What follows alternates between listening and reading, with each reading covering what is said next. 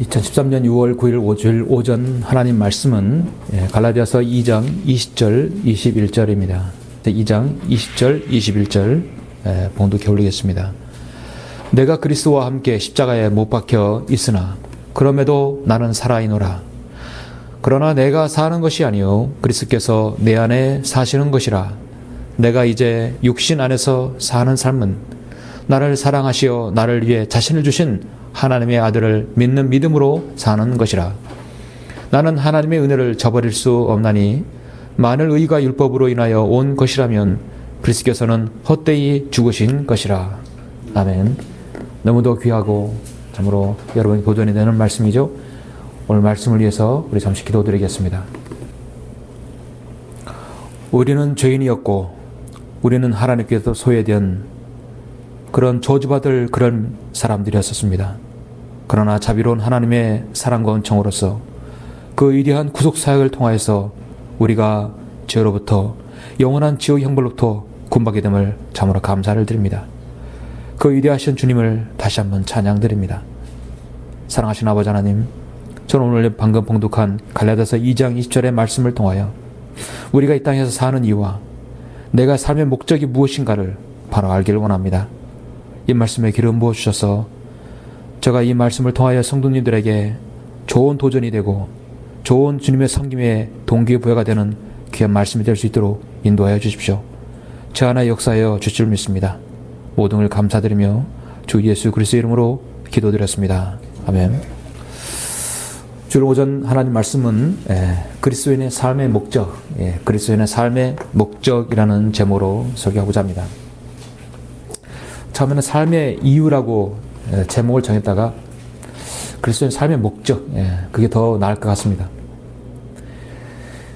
우리나라는 총기 규제가 있기 때문에 일반인은 총기를 사용할 수 없고 가지고 있지 못하죠. 미국 사회는 참으로 총기 규제에 관한 법이 있기 때문에 신고만 하면 돈으로 총을 살 수 있는 나라가 됩니다. 나라입니다. 오늘날 미국 사회는 이 뜨거운 감자 중에 하나가 총기 규제에 관한 법입니다. 각각의 대통령들이 나올 때면 늘 총기 규제라는 법이 새 이슈가 되곤 하죠. 지금으로부터 약 14년 전의 일입니다.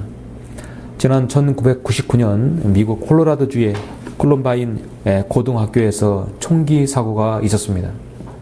이 사고로 인해서 미국이 총기 규제에 관한 법을 만들어서 규제해야겠다는 것이 이슈가 됐었습니다.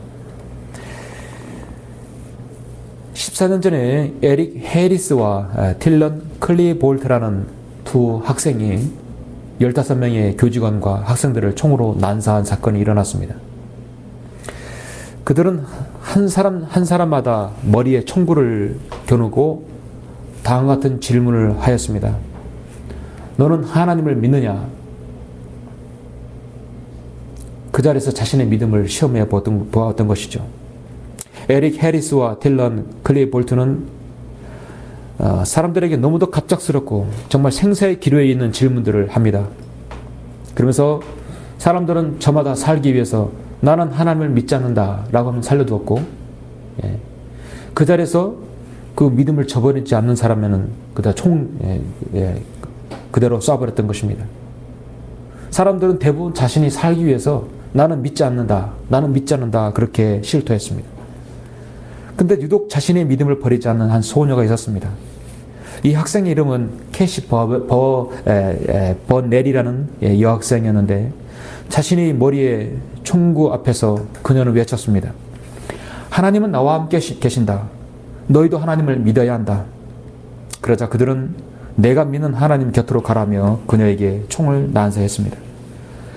범인들은 경찰에 포위되자 그 자리에서 자신들의 총으로 스스로 목숨을 끊음으로 사건은 마무리되었죠. 이 사건 이후 미국의 전역 학교에서는 캐시 버넬의 뒤를 따르자는 운동이 일어났던 적이 있었습니다. 그녀의 부모는 역시 그리스도인으로서 딸의 죽음은 복음을 위해서 하나님께 드려진 것이라고 그렇게 말했다고 합니다.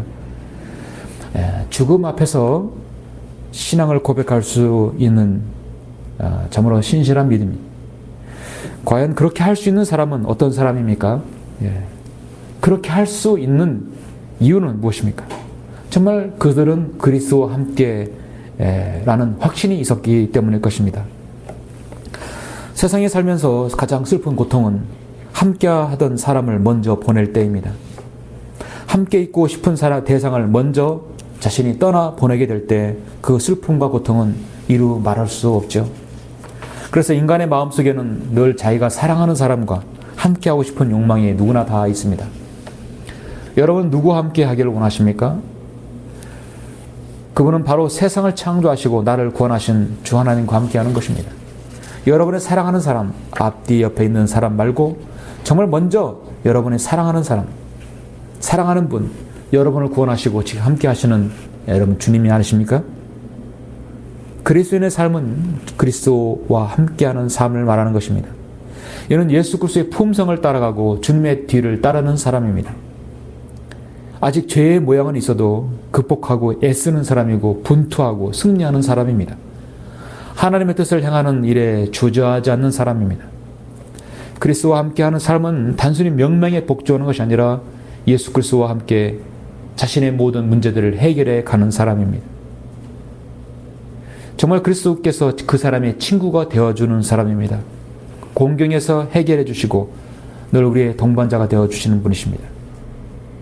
그러나 오늘 우리 그리스도인이 살 때 오늘 현실에서 많은 그리스도인이라고 하는 사람들은 자신이 예수 그리스도와 함께하지 않는 것처럼 살고 있습니다. 그들은 오히려 세상과 함께 삽니다. 주일날에는 교회를 왔다 갔다 하고 집어 달린 성경으로 차에서 꺼내서 예배를 드린다 하더라도 그들은 교회를 갔다 오면 세상과 함께 삽니다. 사람들과 함께 삽니다. 세상의 물질과 함께 삽니다. 권력과 함께 자신의 이득을 보기 위해서 함께 삽니다.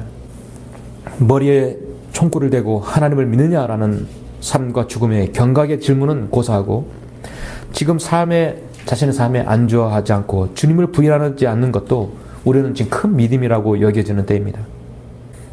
여러분은 무엇과 함께 사십니까? 여러분 누구와 함께 사십니까? 그리스도인은 그리스도와 함께 하는 모든 그 삶 속에서 모습이 나와야 합니다. 저는 오늘 우리 그리스도인이 나 자신의 삶의 목적, 내가 사는 그 이유에 대해서 하나님 말씀에 대해서 진지하게 자기 자신을 돌아보는 귀한 시간이 되었으면 합니다. 오늘 본문 여러분이 너무도 잘 아시는 말씀입니다. 저도 자라오면서 저희 부모님에게 가장 오래 들어왔던 말씀 중에 하나입니다. 여러분은 갈라디아서 2장 10절을 여러분 익히 잘 아실 것입니다. 누구에게 들어서 하십니까? 제가 지난 10년간 설교할 때 갈라디아서 2장 10절을 설교를 오늘 두 번째 하는 것 같아요. 저는 그 설교 리스트를 쫙 작성해 놓았는데 언제 하는 걸 압니다. 상당히 오래된 것 같아요. 너무도 중요한 말씀을 너무도 많이 하지 못했구나 하는 생각이 들었습니다. 우리가 어느 때라도 내가 무엇 때문에 주님을 살고 있는 것인가, 내 삶의 목적과 내가 살아야 할 이유에 대해서 주저없이 여러분이 말할 수 있고 그 근거를 제시할 수 있는 구절이 오늘 그리스도인의 가장 사랑을 많이 받는 말씀 중에 하는 말씀입니다. 바로 갈라디아서 2장 20절의 말씀입니다. 종교개혁의 기수였던 마틴 루터는 로마서 갈라디아서를 가장 좋아하고 가장 사랑했다고 하죠.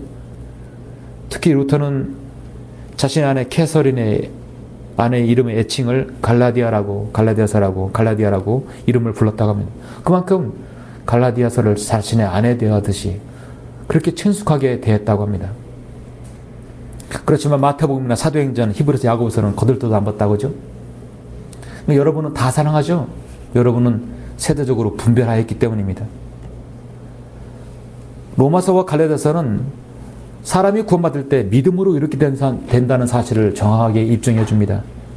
갈라디아서 역시 구원에 관한 문제에 있어서 어떠한 행위도 무용하다는 사실을 강력하게 입증하는 말씀이 바로 이 서신입니다.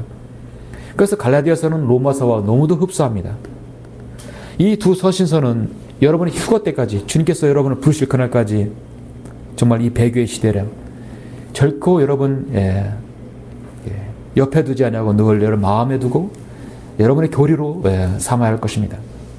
사람이 믿음으로 말미암아 은혜로 구원받고 그 구원은 하나님께서 주신 믿음으로 지속되고 그 구원받은 저희는 예수 그리스도 안에 있으며 율법의 행위와 상관없이 예수님께서 완성하신 그 속죄의 피로 유지된다는 것입니다. 그것이 바로 갈라디아에서 가르치는 의미인 것입니다. 심지어 율법 이전에 있었던 할례도 사람이 의롭게 되는 것과는 전혀 상관이 없다는 것입니다. 구원을 받기 위해서 할례를 받거나 구원을 받기 위해서 침례를 받거나 그 어떤 것도 갈라디아서는 허용이 되지 않습니다. 오늘날 신학교리입니다. 그래서 마귀는 이 분명한 진리를 무용화시키고 희석시키고 혼란시키기 위해서 말씀의 체계가 없는 사람들을 통해서 마태복음이나 사도행전이나 히브리서 야고보서를 들고 와서 갈라디아서를 공격하는 것입니다. 여러분은 과도기적 서신인 마태복음과 사도행전, 히브리서 야고보서들 구약에서 신약으로 신약에서 이렇게 은혜 시대에서 환란 시대로 넘어가는 그 과도기적 이런 서신들을 잘 나누어서 알기 때문에 여러분 갈라디아서가 더더 여러분에게 중요한 것으로 여러분 여겨질 것이라 믿습니다. 갈라디아서의 특징은 사도 바울 서신 중에 특징이 있는데 갈라디아서는 사도 바울이 직접 처음부터 끝까지 다 기록한 것입니다. 다른 서신은 대필자가 일부 있었어요. 그리고 마지막 인사가 다 사도 바울 자필로 기록한 것입니다. 물론 하나님의 영감으로 기록한 것이죠. 갈라디아서 또 다른 특징은 갈라디아 교회 외에 다른 교회 이름이 나와 있지 않습니다. 여기에는 성도도 없고 하나님의 아내라든지 하나님의 이런 그런 의미가 없어요. 교회라고 불려지는 그런 용어가 없습니다. 왜 그런 것인가? 갈라디아서는 한 교회에게 전하는 서신이 아니라 믿지 않는 유대인이나 믿지 않는 이방인에게도 모두에게 통용되는 서신이기 때문입니다.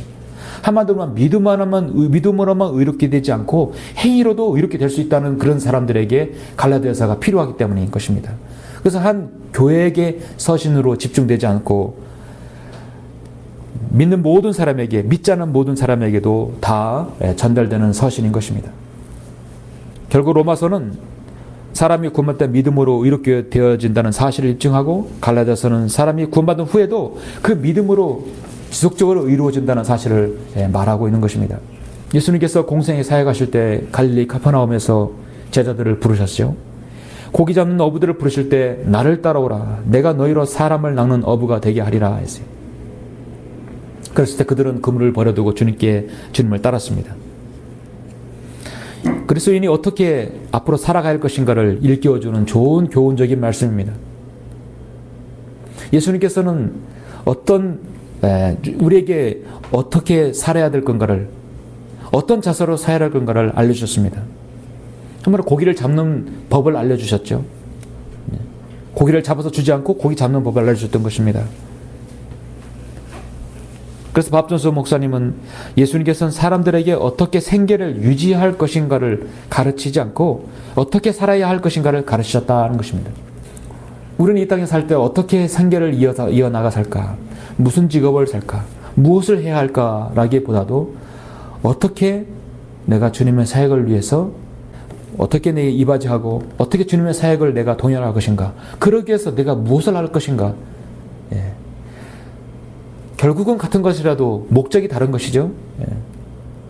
그래서 마태복음 6장 33절에서 주님께서도 오직 너희는 먼저 하나님의 나라와 그분의 의를 구하라. 그리하면 이 모든 것을 너희에게 더해 주시리라.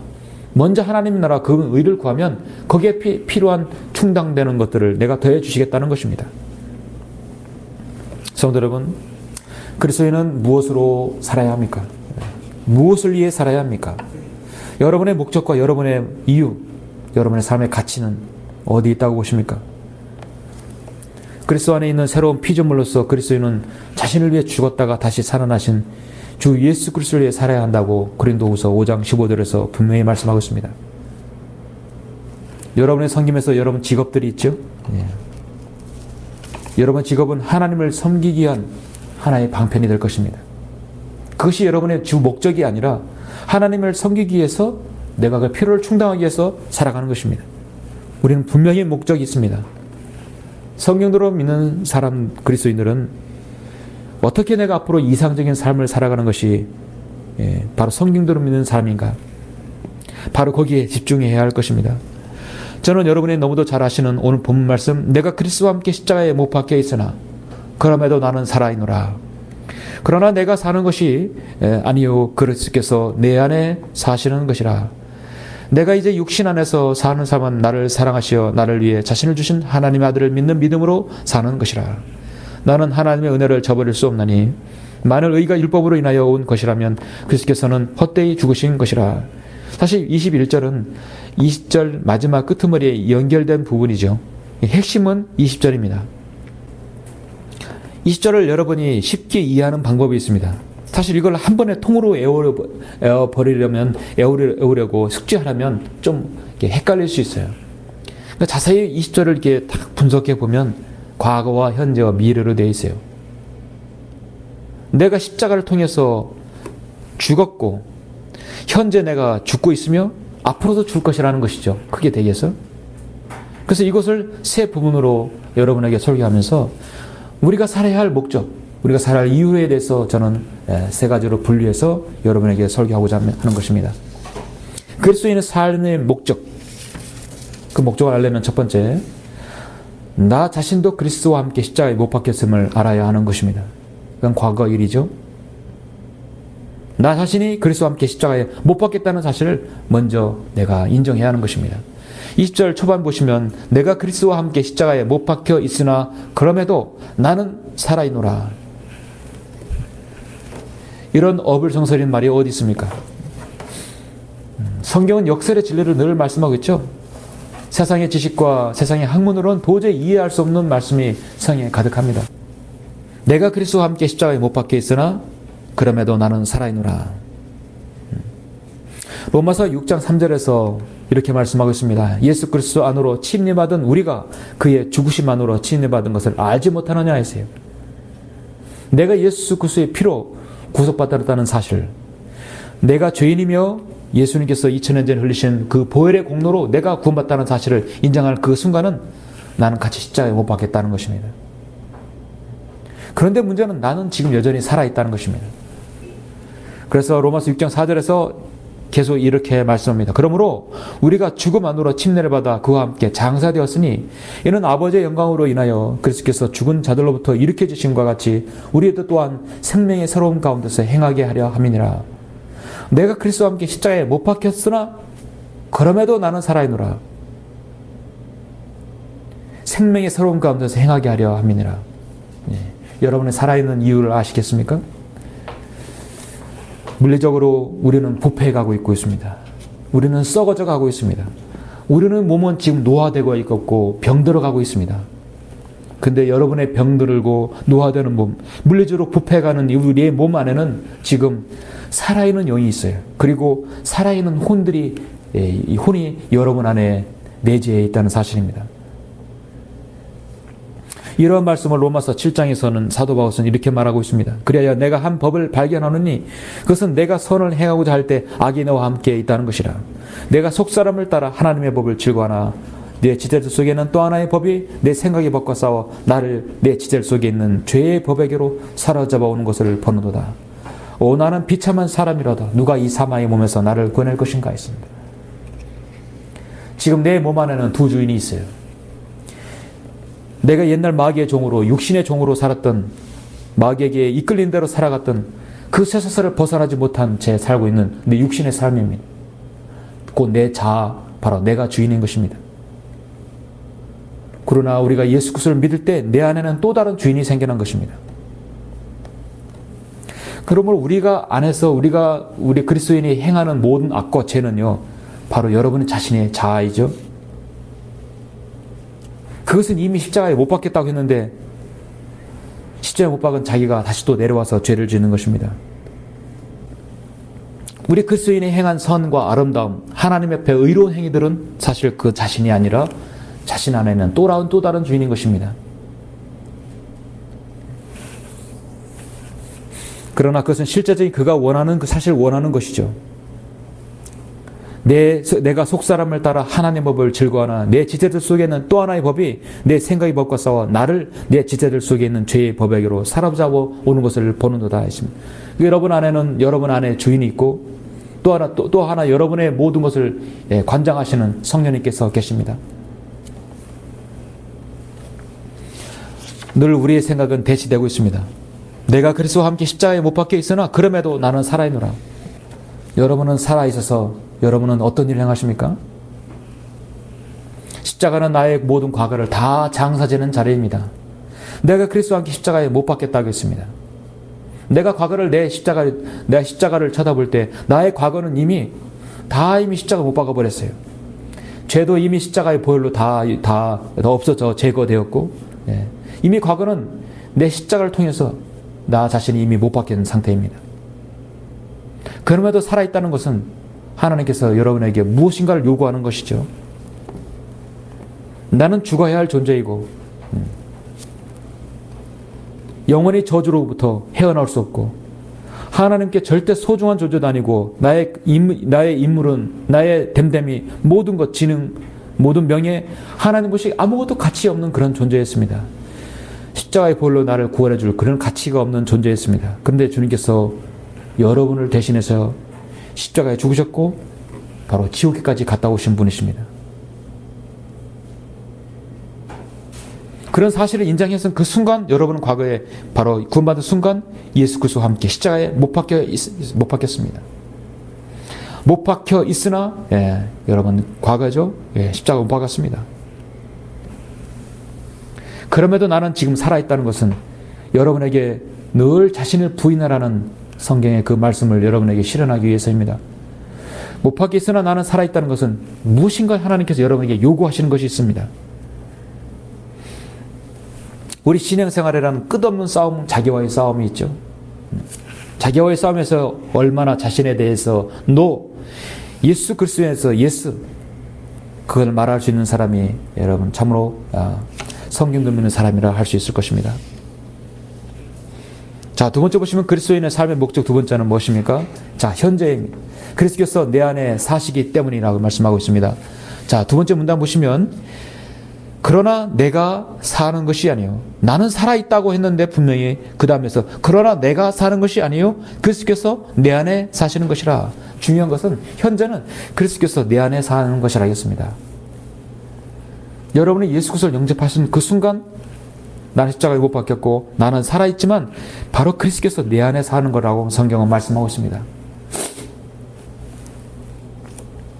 지금 나는 십자가를 생각한다면 그 십자가는 현재 나를 보여주고 있는 것이죠. 자신의 믿음의 상태를 한번 체크할 때 가장 좋은 것은 나에 대한 십자가가 과거에 나는 못 박혀 있는 것인가? 나는 지금 십자가에 여전히 못 박혀 있는 것인가? 정말 내 안에 예수님께서 사시고 계시는 것인가? 그래서 사도 바울은 고린도전서 15장에서 부활의 장에서 내가 그리스도 예수 우리 주 안에서 지니고 있는 너희의 자랑으로 단언하노니 나는 매일 죽노라 하겠습니다. 나는 매일 죽노라. 죽었다가 아니라 나는 매일 죽노라. 현장입니다. 내 안에 그리스도께서 사시는 증거가 뭐냐면 고린도서 15장 말씀처럼 나는 매일 죽노라 하는 것입니다. 그리스도는 십자가를 쳐다볼 때 자신의 죽음을 늘 확인해야만 하는 사람들입니다. 마르틴 루터는 나는 날마다 침례 받노라. 예수와 함께 죽고 예수와 함께 살고 율법으로 죽고 그리스도로 살고 우리는 매일같이 새롭게 침례를 받아야 합니다. 사실 성경적인 근거로는 고린도서 15장 31절에 나는 매일 죽노라는 말씀과 일치되죠. 내가 날마다 십자가에 자기를 복종하고 자기를 부정하고 예수님께서 내 안에 살아나신 증거를 내가 보인다는 것이죠. 그리스도는 십자가에서 자아를 못 박아야 하는 것이죠. 십자가에서 내가 그리스도와 함께 죽으면 내 안에 그리스도께서 살아나십니다.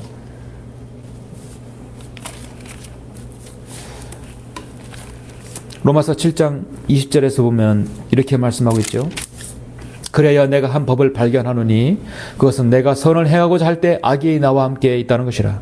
내가 속사람을 따라 하나님의 법을 즐거워하나 내 지체들 속에 있는 또 하나의 법이 내 생명의 법과 싸워 나를 내 지체들 속에 있는 죄의 법에게로 사로잡아 오는 것을 보노도다. 오 나는 비참한 사람이로다. 누가 이 사망의 몸에서 나를 구원할 것인가? 예수 그리스도 우리를 주를 통하여 하나님께 감사하노라. 그러므로 내 자신이 생각으로는 하나님의 법을 섬기지만 육신으로는 죄의 법을 섬기노라.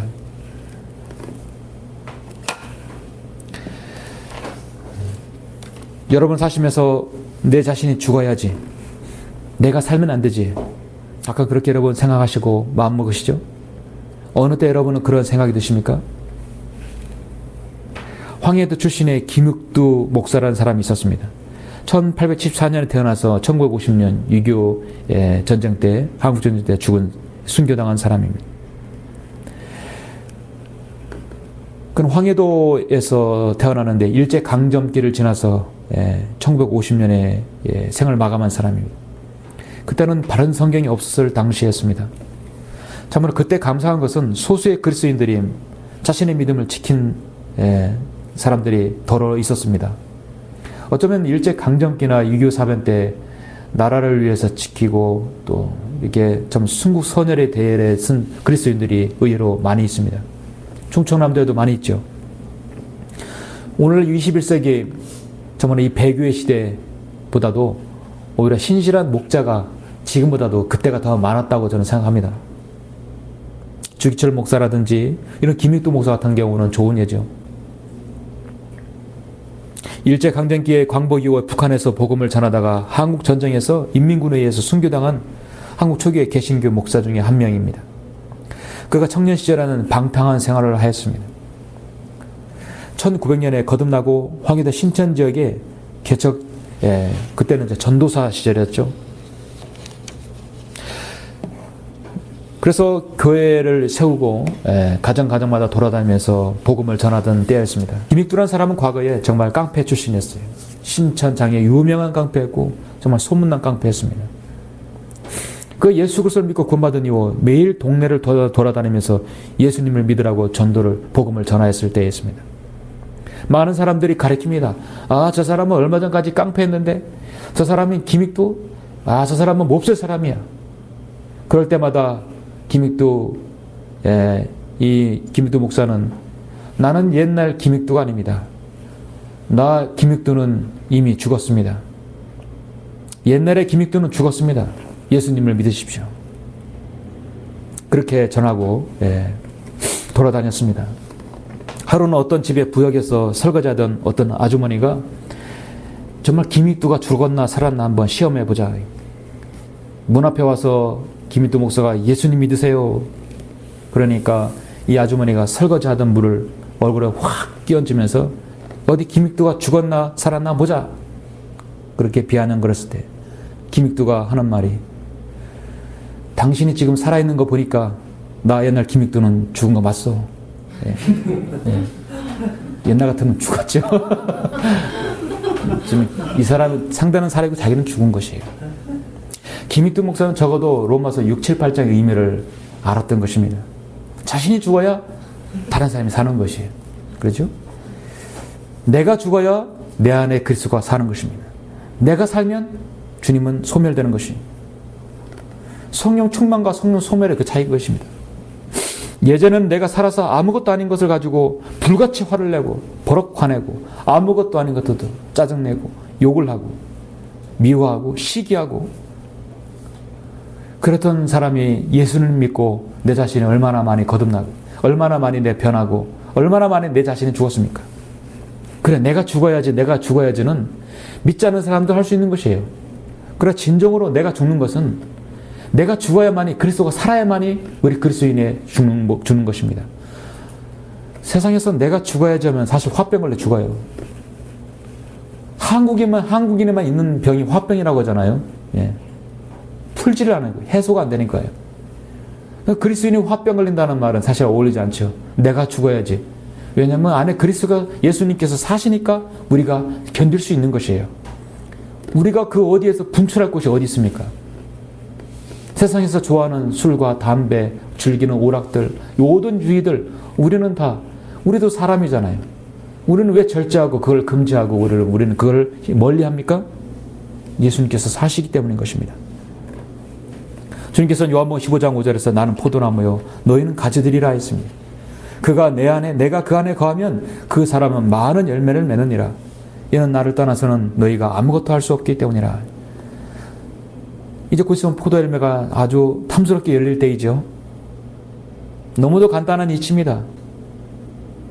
포도 많은 덩굴에서 절지가위로 살짝 아무도 모르게 표도 안 나게 가지에서 포도나무를 싹 한번 잘라보십시오. 처음에는 표시도 안 납니다. 일주일, 한 달 지나면 그 잘라진 것은 절대 열매가 맺지 못하는 것이죠. 내 안에 거하지 아니하는 사람은 가지처럼 버려져 말라 버리느니라. 그러면 사람들이 그것을 거두어 불 속에 던질 것이요 그것들은 다 버릴 것이라 했습니다. 너희가 내 안에 거하고 내 말들이 너희 안에 거하면 너희가 원하는 것은 무엇이나 구하라. 그러면 너희에게 이루어지리라 했어요. 자, 우리가 예수님을 영접할 때 예수님께서 여러분 안에 내주하고 계십니다. 그런 또한 여러분이 주님 안에 거하시는 것입니다. 내가 주님 안에, 주님이 내 안에 거하시는 것입니다. 중요한 것은 누가 거기서 최종 권위가 있는 것이냐. 내가 살면 안 되고 주님께서 사셔야 되겠죠. 고린도후서 11장 10절에서 그리스도의 진리가 내 안에 있다고 분명히 말씀하고 있습니다. 성경 오늘 본문에서 그러나 내가 사는 것이 아니라 그리스도께서 내 안에 사시는 것이라. 나는 죽어야 되겠죠. 그리스도의 삶의 목적 마지막 세 번째 무엇입니까? 여러분의 정말 삶의 목적이 뭡니까? 이것은 여러분의 과거와 현재, 이제 여러분의 앞으로의 여러분의 믿음의 각오가 되는 건 미래일 것입니다. 여러분의 각오입니다. 세 번째는 나를 위해 자신을 주신 주님을 위해서 사는 것입니다. 다른 말로 하자면 그것은 하나님의 은혜를 내가 저버릴 수 없기 때문에 사는 것입니다. 나는 하나님의 은혜를 저버릴 수 없다. 그럼 다른 말로는 나를 위해서 자신을 주신 내가 주님을 위해서 내가 살아야겠다는 것이죠.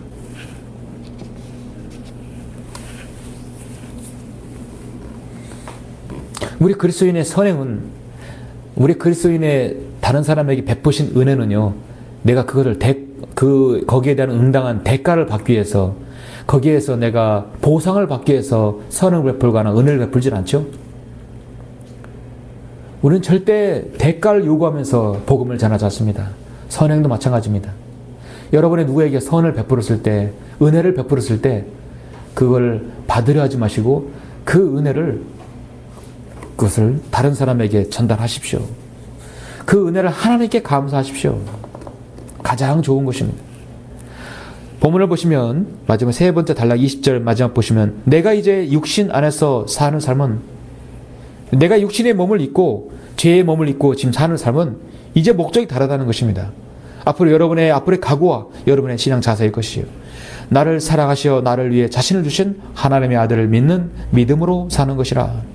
나는 하나님의 은혜를 저버릴 수 없나니 만일 의가 율법으로 인하여 온 것이라면 그리스도께서는 헛되이 죽으신 것이라 말씀하고 있습니다. 본문의 의미는 참으로 분명합니다. 나는 지금 이 순간 십자가에 달려 있습니다. 내 육신은 서서히 고통스럽게 병들어 죽어갈지라도 나는 하나님 편에서, 난 그리스도 안에 있고 그리스도께서 이미 묻히셨고 죽으셔서 나를 위해 부활하셨습니다. 나는 이미 죽어가는 사람이지만 내 몸 안에서 또 다른 생명이 지금 움트고 있고 성장하고 있다는 것입니다. 그래서 내 이 존재는 살아갈 이유는 나를 위해서 나를 위해서 주신 죽음을 직접 내어놓으신 주님을 위해서 사는 것입니다. 그래서 고린도후서 5장 15절에서 이렇게 말씀하고 있죠. 그가 모든 사람을 위하여 죽으신 것은 산 자들이 이제부터는 더 이상 자신들을 위하여 살지 않고 자기들을 위하여 죽었다가 다시 살아나신 그분을 위하여 살게 하려는 것이라. 동일한 말씀입니다. 그래서 17절에서 그러므로 누구든지 그리스도 안에 있으면 새로운 피조물이라. 옛것들은 지나갔으니 보라 모든 것이 새롭게 되었도다 했습니다. 참된 그리스도인은, 모든 성도들은 오늘 어떻게 보면 거듭나지 못한 세상의 정신과 전문의로 판단해 볼 때 일종의 정말 정신분열증 환자로 보일 수 있습니다. 거듭나지 않은 사람이 갈라디아서 2장 20절을 가지고 어떻게 그들이 해석해야 되겠습니까? 내가 그리스도와 함께 십자가에 못 박혀 있으나 그럼에도 나는 살아있노라. 어떻게 이것을 이해할 수 있겠습니까? 그러나 내가 사는 것이에요. 아니요, 그리스도께서 내 안에 사시는 것이라. 점점 더 갈수록 어렵죠? 내가 이제 육신 안에서 사는 삶은 나를 사랑하시어 나를 위해 자신을 주신 하나님의 아들을 믿는 믿음으로 사는 것이라. 적어도 저는 이 말씀을 이해할 수 있는 사람이면 절대 정신병원에 가지 않는다는 것입니다. 아주 좋은 기준이라고 봐요. 이 말씀을 정말 이해하는 사람은 절대 마귀에게 종로를 하지 않습니다. 여러분 아시다시피 그리스도인, 크리스찬, CHRISTIAN, 크라이스트는 IAN, I am nothing입니다. 예수 그리스도 아니면 나는 아무것도 아니다는 것입니다. 이게 바로 그 그리스도인의 이름이에요. 내가 살아야 할 이유, 목적은 21절에서 말씀대로 나는 하나님의 은혜를 저버릴 수 없는 것입니다. 이 말은 여러분이 앞으로 십자가를 지고 가고 여러분의 십자가가 여러분의 미래를 결정하는 중요한 그 결정의 순간인 것입니다. 나를 사랑하셔서 나를 위해 자신을 주신 주님을 위해 사는 것. 적어도 나는 하나님의 은혜를 저버릴 수 없기 때문에 내가 하나님의 아들 예수 그리스도를 믿는 믿음으로 사는 자세. 그것이야말로 정말 그리스도인의 올곧은 믿음이라고 볼 수 있습니다. 은혜를 저버리는 사람이야말로 그 사람을 바로 배교자라고 하는 것이죠.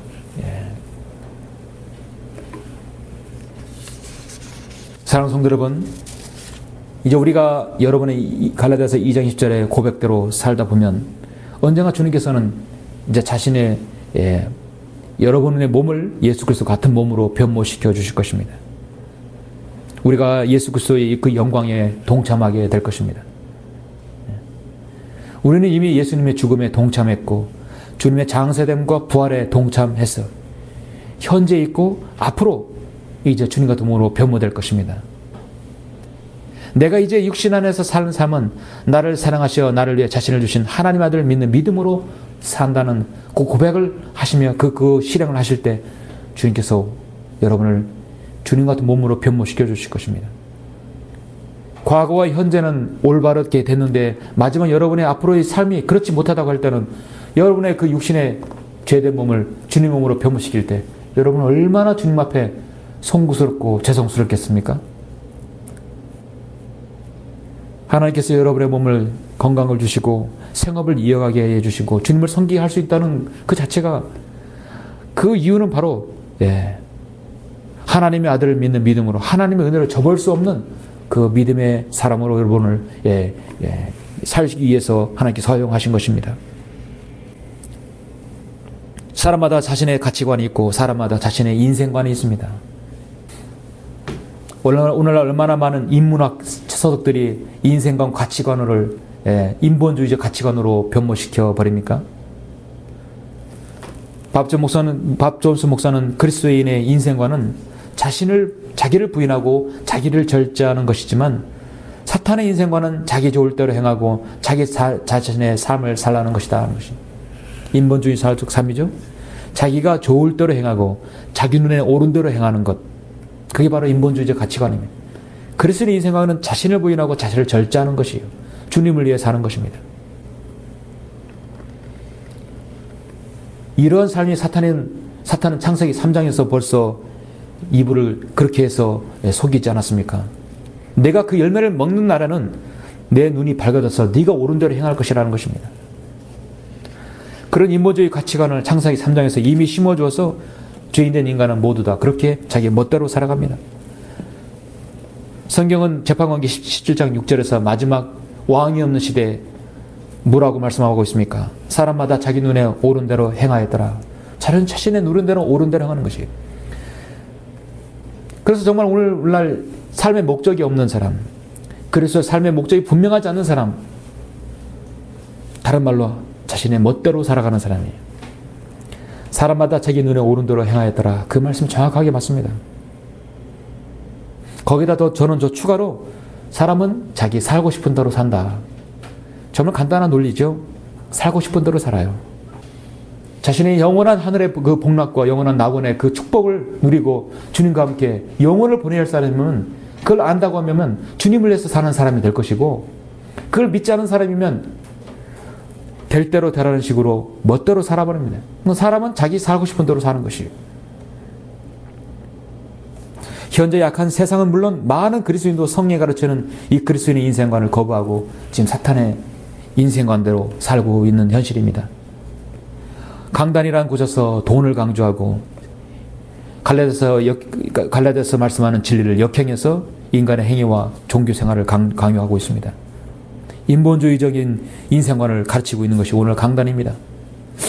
우리 그리스도인이 어떻게 살아야 할지를 배워야 되는 것입니다. 성경은 예수님께서 누가복음 9장 23절에서 누구든지 나를 따라 오려거든 자기를 부인하고 날마다 자기 십자가를 지고 나를 따르라 했으니 누구든지 자기 생명을 구하고자 하면 잃을 것이요 누구든지 나를 위하여 자기 생명을 잃으면 구하리라. 여러분의 십자가의 과거와 현재와 미래는 어떻습니까? 이미 십자가에 못 박혔습니까? 그리고 나는 지금 살아있습니까? 그리고 나는 앞으로 주님을 위해서 나를 위해서 주님을 죽으신 그 주님을 위해서 사는 사람 맞습니까? 예. 결론적으로 내가 정말 진정한 그리스도인이라면 십자가에 달리신 그리스도께서 여러분 안에 거하신다면 우리는 이미 과거의 십자가에서 죽어서 장사되었던 사람입니다.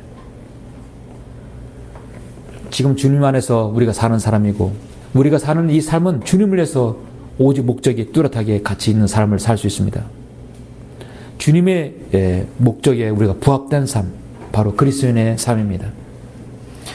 이런 정체성이 불분명하게 되면 하루하루 삶의 목적이 우리에게 희미해지게 되죠. 내가 살아가야 할 이유, 내가 살아야 할 목적. 우리는 주님의 죽으심과 장사됨과 부활과 승천과 우리 그리스도인의 승리, 이 모든 것이 결집된 하나, 바로 십자가 그 진리로 우리가 매일 살아가야 합니다. 하나님의 말씀을 매일 우리가 배워야 되고 기도로 주님께 다가가야 할 것입니다. 여러분 안에 내어주신 성령님 통해서 매일 충만함을 유지해서 성령 충만함으로 승리해야 할 것입니다. 매 순간 성령님께 순종해서 예수님께서 오실 그날까지 우리의 믿음이 변치 않아야 할 것입니다. 어떤 한 설교자는 말하기를 당신 안에서 하나님께서 차지하시는 부분이 가장 많아야 한다고 말했습니다. 참으로 옳은 말입니다. 이런 사람을 성경은 경건한 사람이라고 하는 것입니다. 내 안에서 하나님이 차지하는 부분이 가장 많다. 내가 살아야 할 이유, 내 삶의 목적이 분명한 사람이죠. 오늘 여러분이 사시는 삶, 십자가의 과거와 현재와 미래의 그 삶이 주님께서 오실 때 참으로 칭찬받는 그런 삶들이 다 되시길 간절히 바랍니다. 기도하시겠습니다.